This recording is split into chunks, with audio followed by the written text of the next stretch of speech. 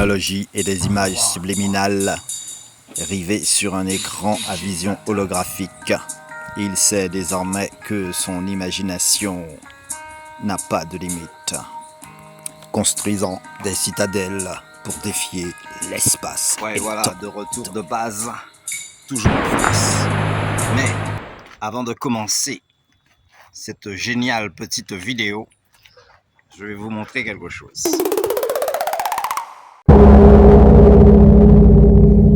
Absolument. Donc le modernisme pour faciliter tout ce qui est travail de force, charge lourde,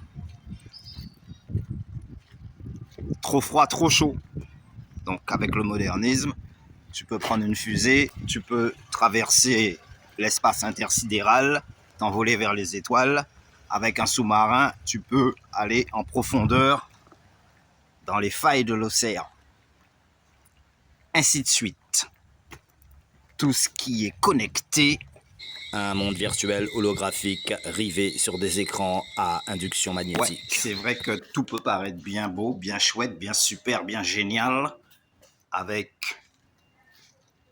technologie de pointe, tout ce qui est lié à l'informatique, aux ordinateurs, bref.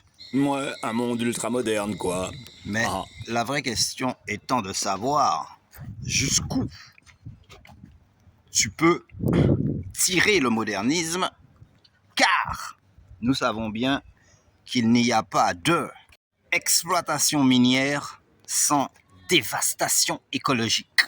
Vu la situation d'aujourd'hui, on espère beaucoup mieux pour les générations prochaines. Et encore un problème, on pourrait quasiment dire que le modernisme implique aussi une certaine forme de chance, mais aussi d'échec.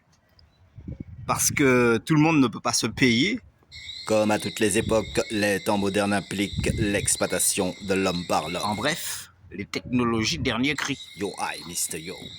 Perdu dans un imaginaire où la réalité n'a plus sa place, le monde avance sans véritable cap. On peut quasiment dire que quand même, le modernisme implique une certaine forme de pauvreté, dans la mesure où certains ont beaucoup trop pour eux-mêmes, ne savent plus quoi en faire, et d'autres, rien du tout.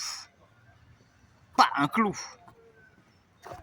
Les inégalités se creusent entre ceux qui ont et ceux qui n'ont pas. Et c'est pour ça que je vous ai emmené dans un super décor, parce que le sujet, il est massif. Ouais, et il pèse très lourd. Le monde file vitesse grand V vers un futur qui déjà en dit long. Alors, comme exemple, on va prendre l'agroalimentaire, l'agriculture, avec des produits phytosanitaires, engrais, pesticides. Effectivement, tu peux multiplier le bénéfice par rapport à l'investissement. Ton rendement, ou tes rendements, sûr. Mais la contrepartie, c'est la pollution que ça implique, aussi bien pollution des sols, mais des eaux. Et des particules chimiques dans l'air. Ça peut créer un empoisonnement à l'échelle humaine. Et ouais, pollution. Atmosphérique généralisée. Pollution chimique. Et cette fois, il est question de la survie de toute l'humanité. Donc tu vas planter des champs qui vont commencer depuis la pointe des châteaux, des grands étendues, jusqu'à l'autre bout de l'horizon, des étendues magnifiques. La pointe de Vieux-Fort,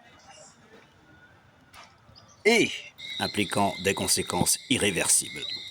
Alors, les 3 premières années, tu vas récolter, admettons que tu fais des tomates, tu vas récolter des tomates la grosseur d'un coco sec. Sauf que les années suivantes, le sol étant appauvri, ton rendement, il va sérieusement diminuer. Tu comprends? Alors, on peut se poser la question, le modernisme, ok, mais jusqu'à quand?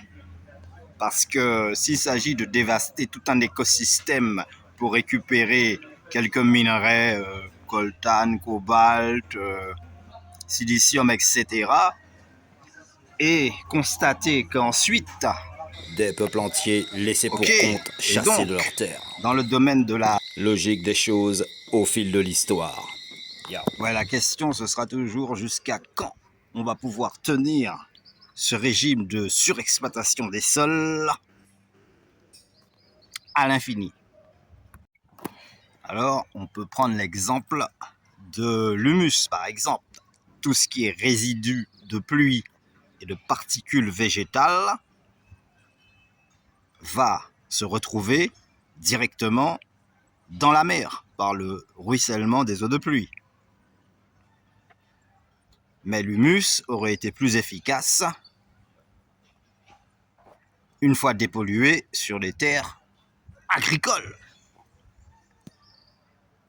Ouais, tout ça pour dire qu'en fait, l'humus, c'est ce qui enrichit les sols.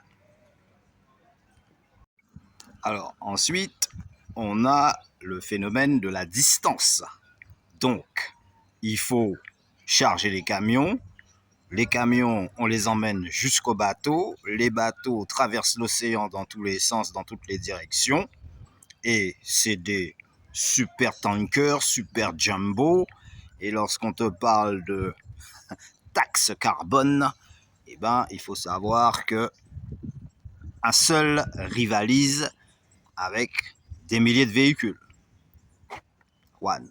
Sans compter que tout ce qui est usine pétrochimique de transformation des matières premières sont aussi facteurs de pollution. Maintenant, on ne peut pas dire que sur des millions de véhicules, du simple citoyen n'est pas aussi un facteur de pollution. Certainement pas. Cependant, personne ne te fera croire que c'est nous autres qui polluons le plus.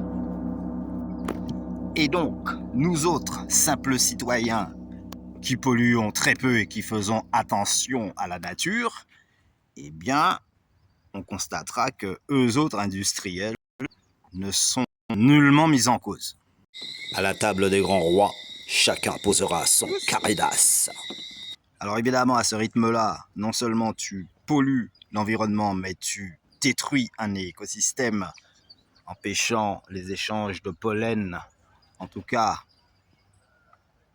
la voie naturelle des choses. Eh ben, le pire étant que c'est encore nous autres qui sommes mis en cause.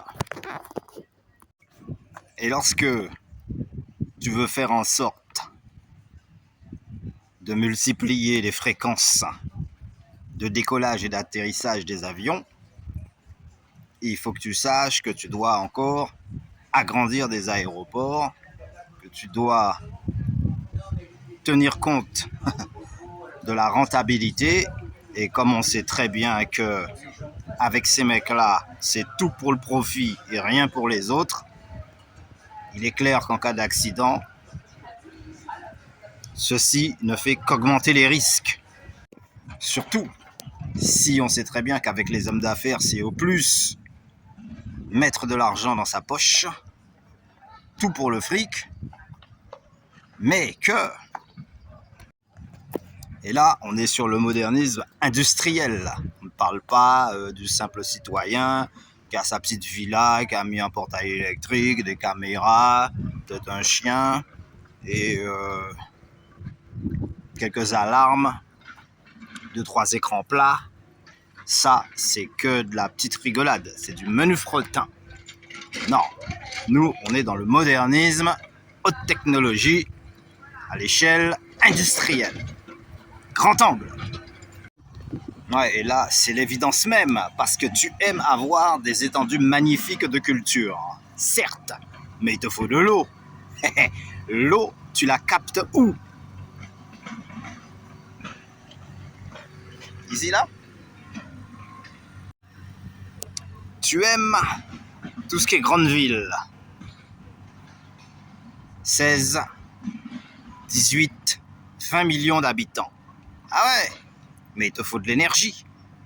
Énergie dans le sens d'électricité. Il te faut de la haute production. Au bout de toute espérance, l'homme moderne cherche encore la lumière en regardant vers le ciel.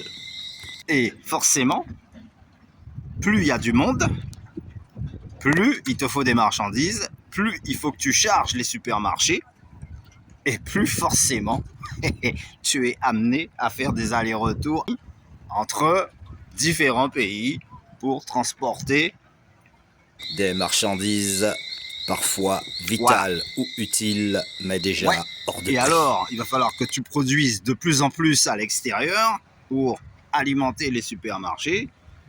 Et forcément, tu seras obligé de transformer à l'infini toutes sortes de matières premières pour réaliser quand même un maximum de bénéfices, d'autant plus qu'on sait que le rôle des industriels, il est très simple, c'est acheter en gros au minimum du prix pour revendre en détail au maximum du prix. À ce stade de l'évolution humaine, on se poserait presque la question de savoir si ces mecs-là, c'est vraiment des terriens, si c'est pas d'une autre planète qui sont arrivés et qu'ils ont décidé de mettre ce monde à feu et à sang, en pleine dévastation. Ouais, ou alors totale destruction. Ouais, la haute technologie qui consisterait même à aller sur la planète Mars. On dira donc que l'homme moderne, voulant tracer sa propre destinée, s'éloignera lui-même de la réalité. Mais dans les vastes étendues de la connaissance, il sait qu'il sera toujours victime de son imagination. Voulant se prouver à lui-même les grandeurs de son savoir, il marchera seul vers sa propre destruction, entraînant le monde dans un chaos sans fin.